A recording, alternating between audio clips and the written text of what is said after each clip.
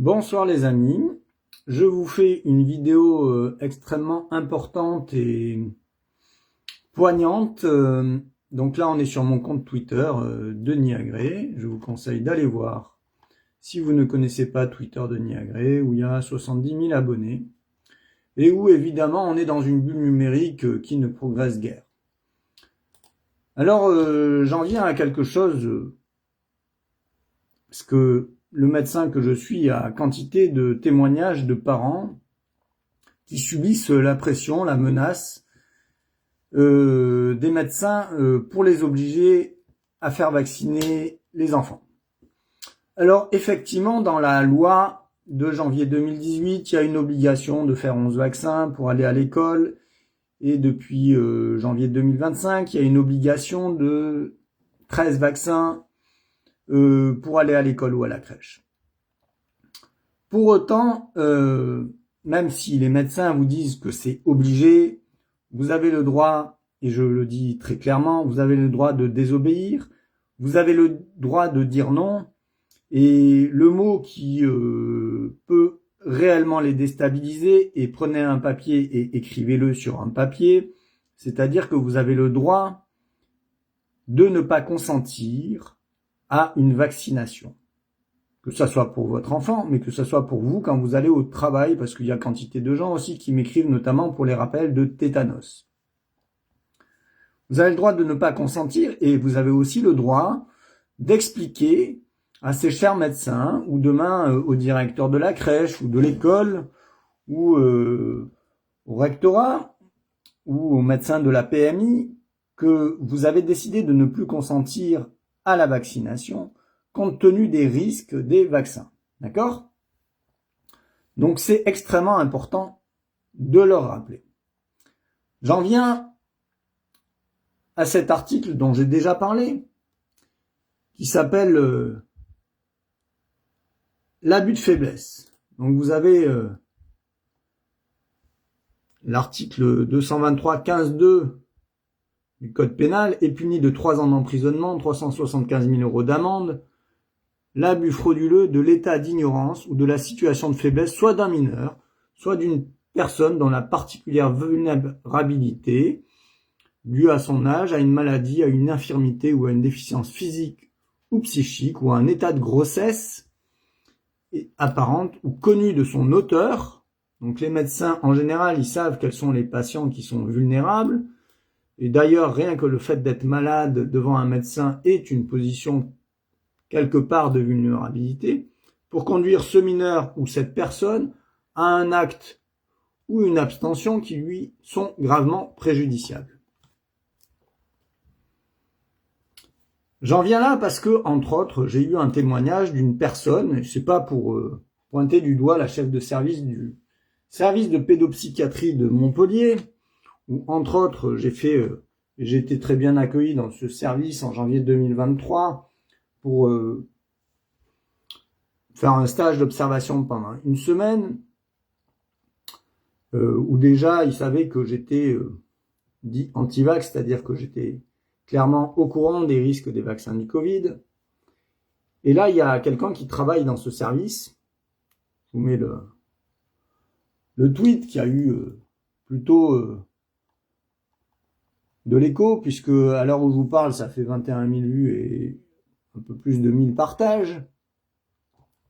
Et on me dit que les enfants seraient menacés de ne plus être suivis en pédopsychiatrie si le carnet de vaccination n'est pas à jour. Donc, je veux bien que dans le service de Madame Purpur-Wakil ou d'autres médecins, et je vais vous parler d'un autre médecin, parce que ça touche pas que la pédopsychiatrie, on ne peut pas menacer les parents de ne plus les suivre parce qu'ils ne veulent pas cocher toutes les cases du carnet de vaccination. C'est pas éthique. Ça veut dire que vous discriminez les enfants alors qu'ils viennent là avec leurs parents pour les aider à aller mieux. Mais c'est gravissime. Et j'ai écrit « Fabrique de la norme égale tout le monde vacciné, sinon pas de soins ». Hier matin, au hall de la Paillade, j'ai discuté avec un monsieur qui travaille chez Nicolas et qui m'a témoigné, et c'est pas le premier, que, entre autres, pendant le Covid, on l'a menacé de ne pas lui faire sa greffe de rein s'il n'avait pas tous les vaccins. Encore récemment, j'ai dû soutenir une dame près de Aix-en-Provence qui devait faire une greffe de moelle osseuse pour une leucémie, où les médecins la harcelaient pour qu'elle fasse les vaccins avant de faire la greffe de moelle osseuse, mais elle ne souhaitait plus le faire.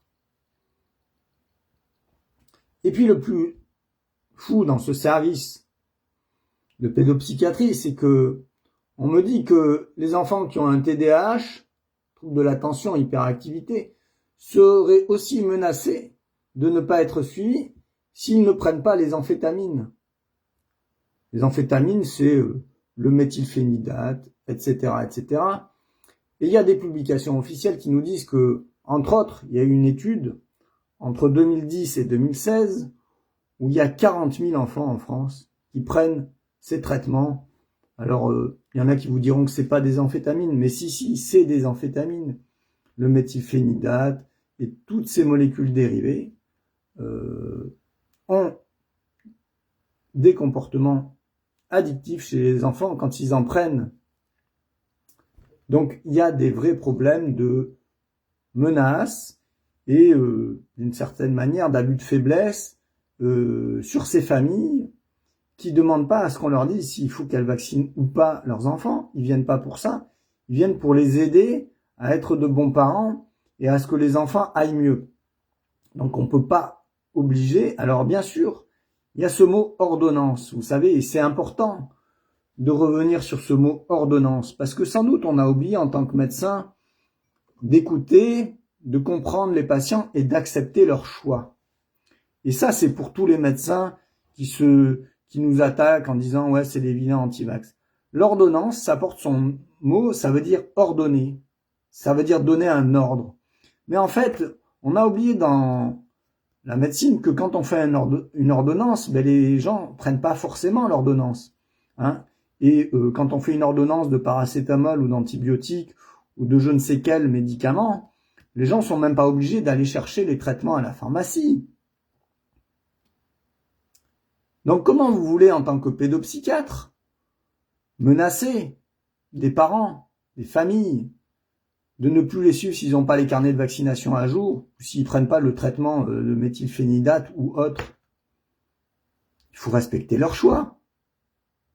Et comme j'ai écrit dans mon post, j'ai écrit « Ces comportements de pédopsychiatres sont alarmants, et on ne peut pas généraliser. Je ne serais pas étonné que ce genre de prise en charge existe dans d'autres services en France, et on m'en a témoigné. Et j'ai dit « Il faut totalement revoir le rapport des adultes aux enfants. » Et j'ai fini par « Que faire à part en parler ?» Oui, il faut parler des menaces que les familles subissent quand elles souhaitent ne plus faire vacciner leurs enfants. Et j'en viens à un autre témoignage qu'on m'a envoyé hier. Bonjour docteur Lagré, je me permets de vous contacter de la part de... J'aurais souhaité m'entretenir avec vous concernant un problème médical par rapport au vaccin. Je suis vraiment inquiète car l'IME, l'Institut médico-éducatif, où ma fille en situation de handicap est prise en charge, est menacée de ne plus la prendre car j'ai refusé le vaccin tétanos. Ma fille a 12 ans et demi. Donc le médecin de l'IME menace la maman de ne plus prendre son enfant de 12 ans si la maman ne fait pas vacciner pour le tétanos. Ben oui, avec le vaccin du tétanos aussi, il y a des risques, notamment de myocardite. Il faut rappeler que d'ailleurs, le vaccin de tétanos ne se fait jamais seul, que à minima, c'est du tétravax, c'est-à-dire diphtérie, tétanos, polio, coqueluche, dans la même seringue.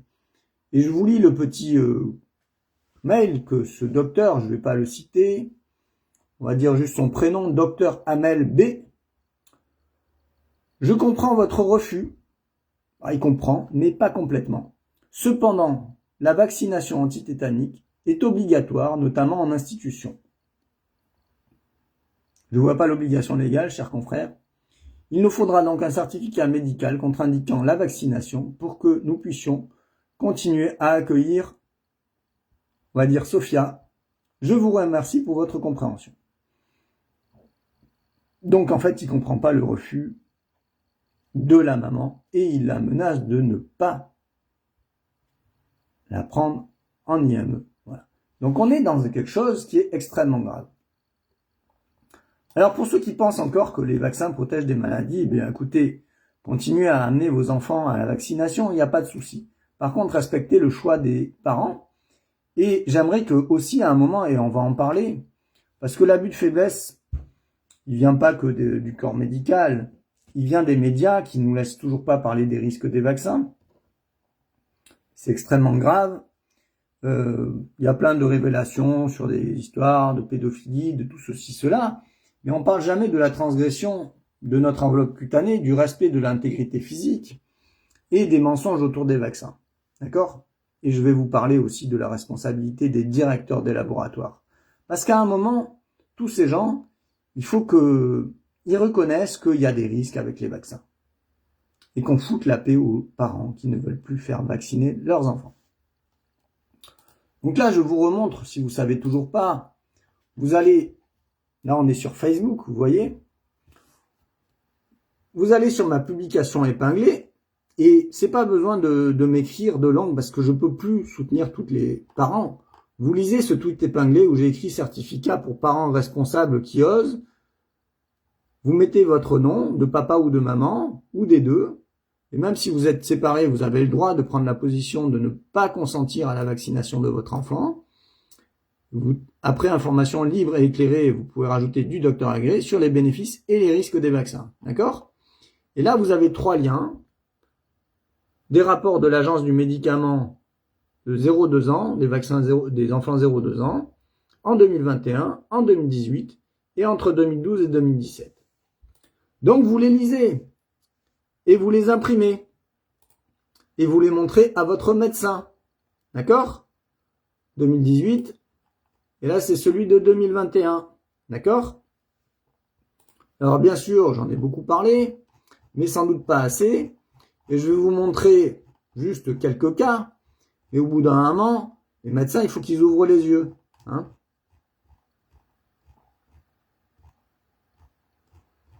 Alors voilà. On va directement dans le dur. 23 décès entre 2012 et 2017. D'accord ? 23 décès. D'accord ? Non mais c'est pas... voilà. 5 maladies de Kawasaki. Les maladies de Kawasaki, c'est une vascularite. Ça touche les artères coronaires, ça fait des infarctus. Il y a des maladies de Kawasaki avec rien que le vaccin diphtérie, tétanos, polio, coqueluche, hépatite B. Le hexavalent. D'accord ?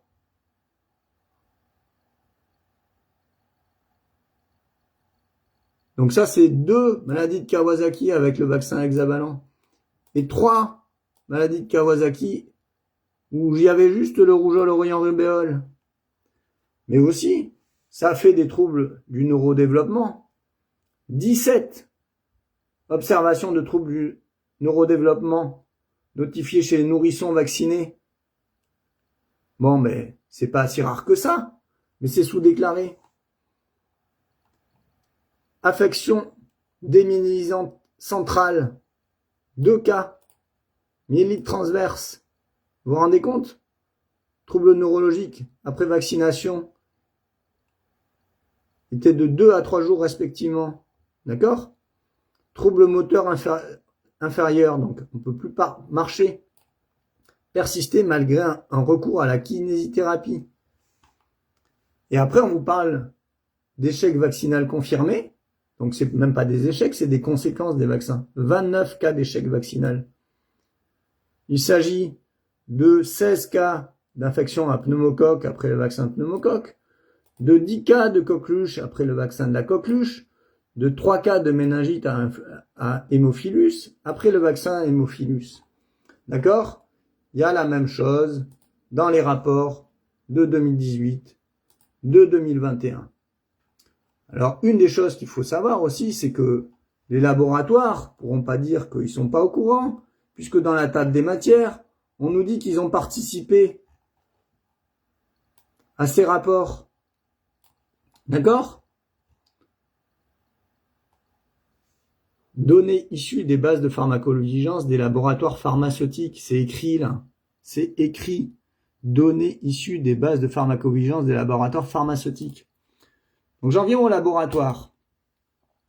Parce qu'il y a les mêmes risques aussi avec les vaccins du papillomavirus, du laboratoire MSD.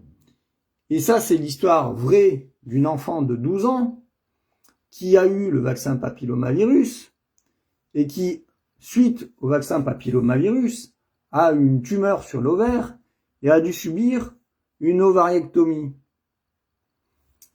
Et les gentils experts de MSD ont rencontré la maman. Et d'ailleurs, cette fille qui a 14 ans a eu 2 opérations chirurgicales. Un des responsables du labo MSD, un de leurs biologistes et un avocat.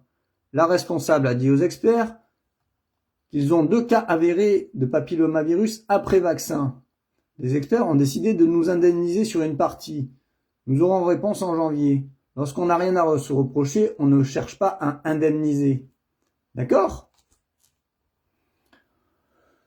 Donc, on peut en vouloir aux médias, on peut en vouloir aux députés, on peut en vouloir aux médecins, on peut en vouloir au Conseil de l'Ordre, on peut en vouloir aux ministres, hein, parce que comme je l'ai écrit là, depuis janvier 2018, Madame Buzyn a mis 11 vaccins obligatoires.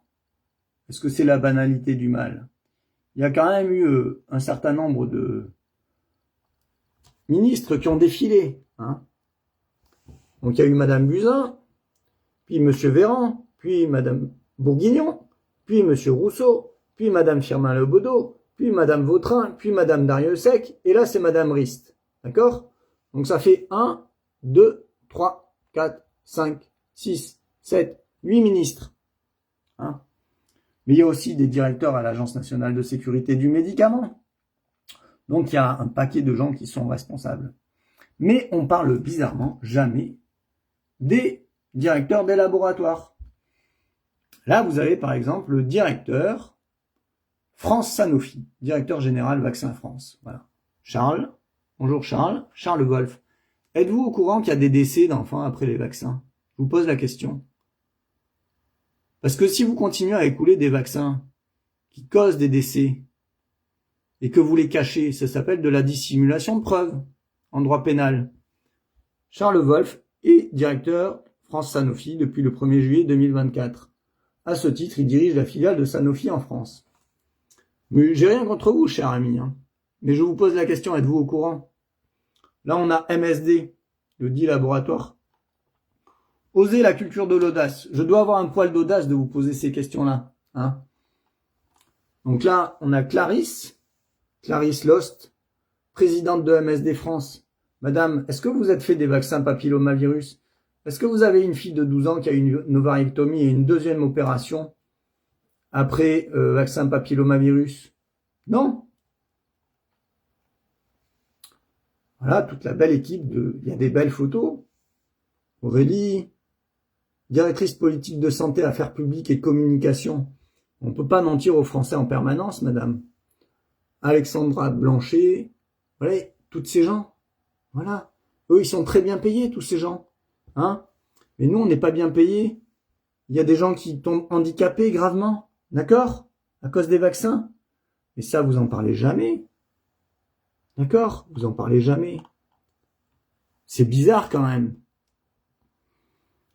Alors, soit vous êtes là juste pour vous faire du pognon, du business, et vous foutez royalement de la santé des gens que vous vaccinez. Soit vous êtes dans la banalité du mal, et à un moment, il faudra en parler. Voilà. Et là, vous avez Thibaut Demarest, nommé président de GSK à compter du 1er février. GSK, c'est tous les vaccins pentahexavalents, Infanrix, tous ceux que les enfants reçoivent. Mais les vaccins, comme je viens de vous le dire, diphtérie, tétanos, polio, coqueluche, hémophilus, hépatite B, ça cause des maladies graves, ça cause des maladies de Kawasaki, ça cause des décès. Quand est-ce qu'on arrête tout ça? Quand est-ce que vous reconnaissez que vous vous plantez? Parce que si vous vous plantez pas, et que vous le faites sciemment, en conscience, c'est de l'abus de faiblesse. D'accord? Et deuxièmement, c'est de la mise en danger de la vie d'autrui. Vous allez voir le code pénal. Et puis, quand on tue des gens en pleine conscience, ça porte un autre nom. Il faudrait qu'à un moment, vous en parliez. Cette semaine-là, je vais vous montrer.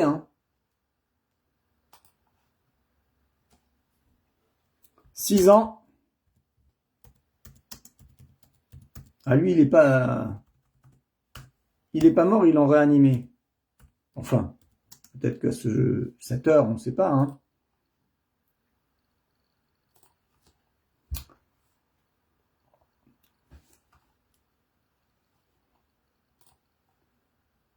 Oh là là.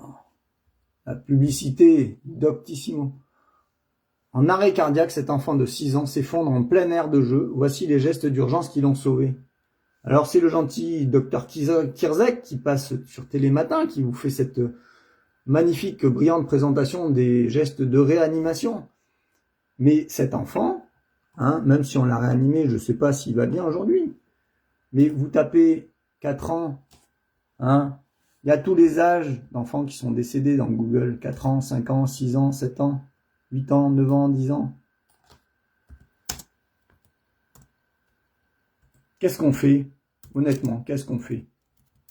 Est-ce qu'on peut arrêter de menacer les parents qui veulent plus faire vacciner leurs enfants?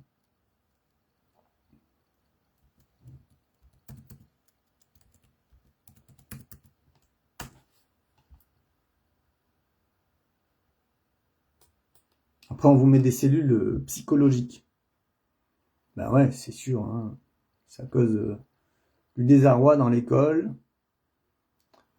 Voilà. Regardez. Victime d'un grave malaise. D'accord? Ça, c'était mois d'octobre 2025. D'accord? Je suis allé voir la rectrice de l'académie de Montpellier. On m'a dit, on va faire remonter au ministère de l'Éducation. Une fillette de 4 ans décède après un malaise dans la cour. Dans une école de maternelle dans les Pyrénées-Orientales. Un drame. Mais oui, mais il y en a trop de ces drames. Donc tous ces directeurs de laboratoire cachent tout ça. Et je vais vous montrer encore une belle expérience qui a été faite.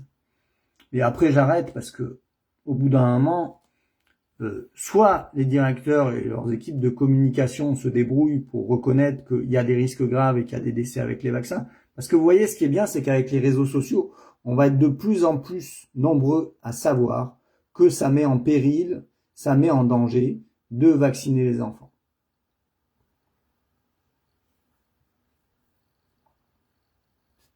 Voilà. Alors attendez, parce que mon petit... voilà. Dengvaxia, le fiasco d'un laboratoire. Je vous en ai déjà parlé pour ceux qui suivent. C'est un article de novembre 2020 de Radio France, donc ça n'a rien de complotiste. Donc Sanofi est allé vacciner contre la dengue aux Philippines. 600 enfants sont morts, d'accord? Après avoir reçu ce vaccin. 600 enfants. C'est pas 1 ou 2 enfants, c'est 600 enfants. Ce qui est bizarre, c'est que Dengvaxia, c'est encore commercialisé aujourd'hui. Entre autres à Saint-Barth, m'a-t-on dit quand je suis passé en Guadeloupe. Donc à un moment, il va falloir que le corps médical accepte que oui, il y a des risques graves avec les vaccins, que non, vous ne pouvez plus menacer les parents qui ne veulent plus faire de rappel parce qu'ils ont eu accès à l'information via les réseaux sociaux, à une information factuelle et pas complotiste ou je ne sais quoi, et je vous remontre les rapports de la NSM si vous ne les connaissez pas. Allez regarder, allez regarder. Là, c'est sur le rapport entre 2012 et 2017, il y a 68 cas de convulsions. 68 cas de convulsions chez des gamins. D'accord? Après les vaccins, diphtérie, tétanos, polio, hémophilus, hépatite B et du pneumocoque. Après le vaccin du rougeole, orion, rubéole. Mais les convulsions, c'est pas quelque chose de bénin. Parce que en France, on nous dit qu'il y a 4000 nouveaux cas d'épilepsie tous les ans. 4000 enfants qui deviennent épileptiques à cause des vaccins. 4000 enfants. 4000 enfants qui deviennent tous les ans épileptiques. Mais c'est pas idiopathique ou congénital, c'est vaccinal. Et ouais, ça emmerde l'industrie pharmaceutique d'en parler. Mais on n'est pas là juste pour faire du pognon. Messieurs les directeurs des laboratoires là que je vous ai montré là. Je vous ai filmé exprès. Mais arrêtez de cacher la réalité des choses.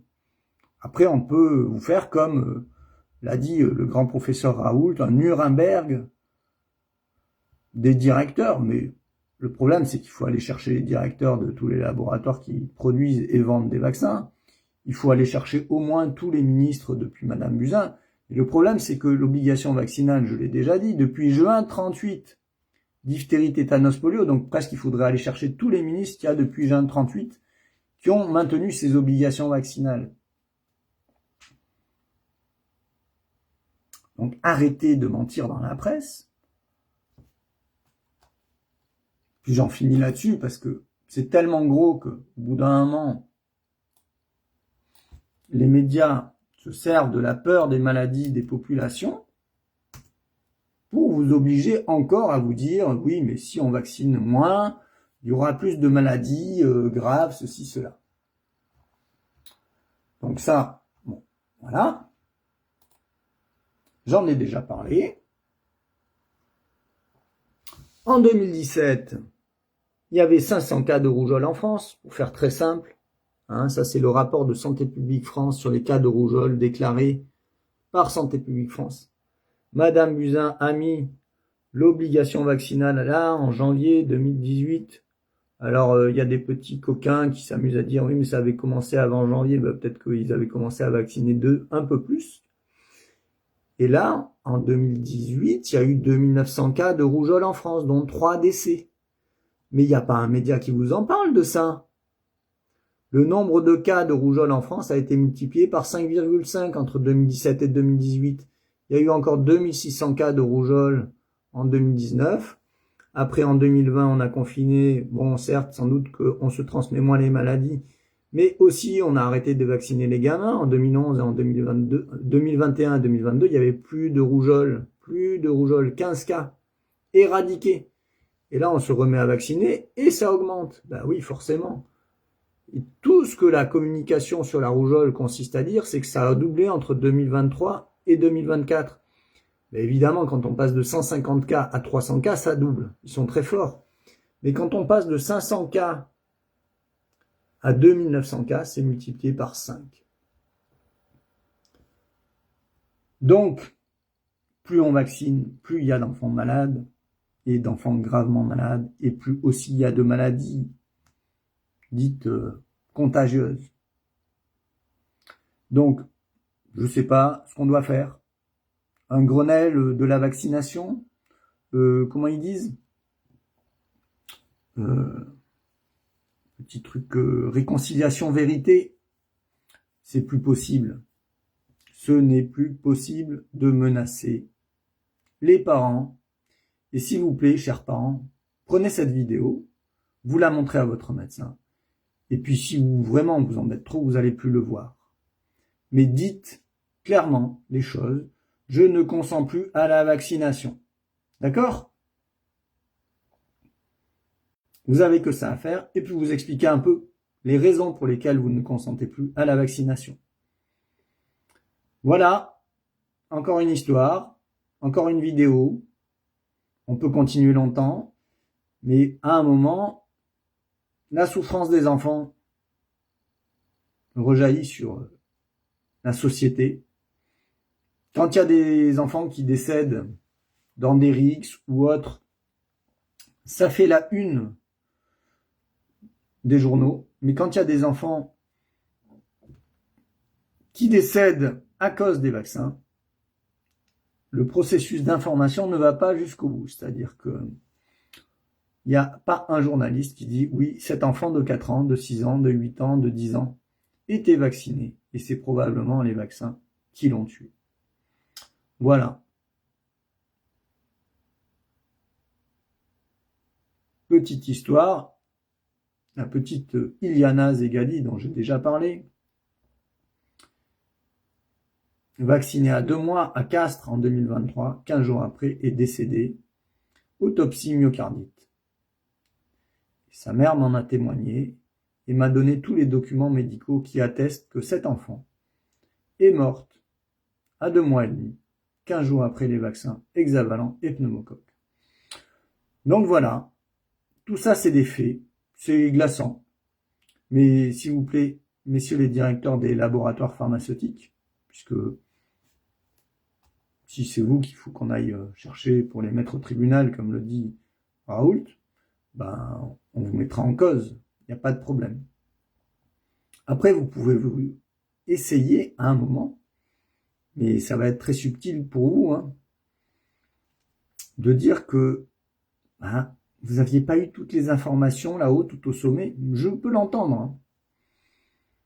Parce que c'est vrai que quand on est en tour d'ivoire à la Défense, et qu'on ne voit pas les familles qui sont endeuillées après les vaccins, ou qui ont une tumeur de l'ovaire après les vaccins de papillomavirus à 12 ans.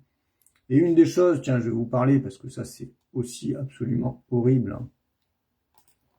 Parce que tant qu'à parler des vaccins, on va aller jusque dans le truc... Hop, je vais vous montrer. On creuse un peu l'affaire Epstein, on s'aperçoit que c'est le fonctionnement quotidien. Alors, je vais vous parler d'une enfant.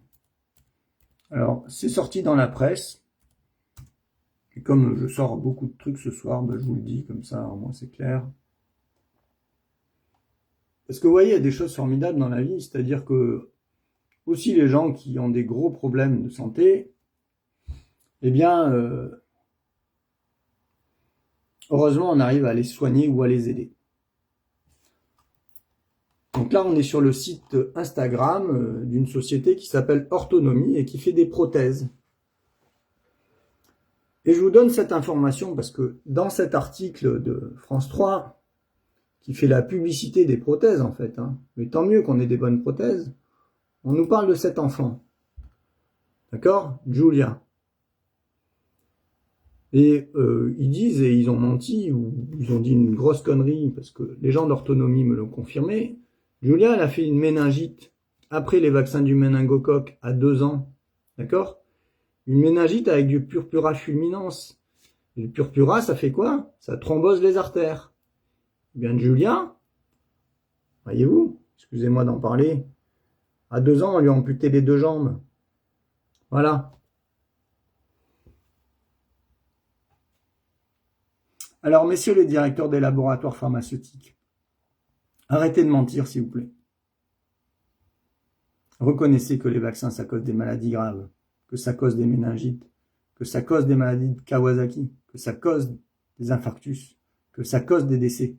Arrêtez de transférer la responsabilité sur les médecins traitants qui se retrouvent au tribunal pour homicide.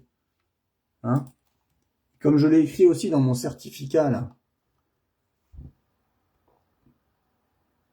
Depuis septembre 2023, vous avez classé les vaccins sur la liste des substances vénéneuses. C'est pas pour rien. Là, vous avez une enfant, Périgueux-Angoulême, 2 ans décédée. Le médecin s'est retrouvé au tribunal avec une peine de prison avec sursis. Là, à Marseille, erreur de diagnostic. Je vous montre les articles, hein. On n'est plus à 1 minute près. Une pédiatre jugée pour la mort d'un enfant de 9 ans. D'accord ? Homicide involontaire. D'accord ? Qu'est-ce qu'on nous dit ? Maladie de Kawasaki-like. D'accord ? Mais c'est pas post-Covid, c'est post-vaccin. D'accord ? Et là, cet enfant de Nantes, après le vaccin papillomavirus, 12 ans, hein, décédé. Mais qui c'est qu'on met en garde à vue ? Un médecin de 34 ans. C'est normal, ça, de mettre en cause le médecin de 34 ans, qui sait pas ce qu'il injecte ? Une dose de vaccin papillomavirus, et l'enfant, il est mort à 12 ans. Et quand est-ce que vous allez ouvrir les yeux ? Et là, vous avez cet enfant de 2 ans à Périgueux, une médecin jugée responsable et condamnée pour homicide involontaire. D'accord? Le petit Éloi. Et la maman, elle rend compte dans cet article que 1 an avant, les médecins avaient évoqué la maladie de Kawasaki. D'accord? Et les médecins, 1 an avant, ils n'y ont même pas pensé. Ils ont pensé que c'était une infection. Donc, ils ont laissé sortir la gamine. Mais si on parle de tout ça, quand il y a des gamins qui viennent à l'hôpital, qu'est-ce qu'on fera? On fera une troponine et on dépistera les myocardites chez les enfants vaccinés et on les traitera. On évitera qu'il y ait des enfants qui meurent à cause de maladies de Kawasaki. On évitera aussi qu'il y ait des gamins qui aient des myocardites ou des péricardites qui évoluent à bas bruit et qui se retrouvent avec des insuffisances cardiaques à 5 ans, 6 ans, 7 ans. C'est pas des cardiopathies congénitales. C'est des insuffisances cardiaques à cause des vaccins. Voilà, voilà, voilà. Et je pourrais vous en tenir pendant encore bien longtemps. Mais c'est fatigant. Et c'est pénible. Donc soit la justice à un moment finit par reconnaître qu'il y a des enfants qui sont morts aussi des vaccins du Covid, pendant le Covid. Il y a des enfants de 15 ans, 16 ans, 17 ans, 18 ans qui sont morts à cause des vaccins du Covid. Il n'y a pas un dossier au pénal qui est sorti. C'est bizarre quand même. Donc soit la justice fait son boulot, soit ça se réglera d'une autre manière, je sais pas. Et c'est pas très joli de cacher tout ça.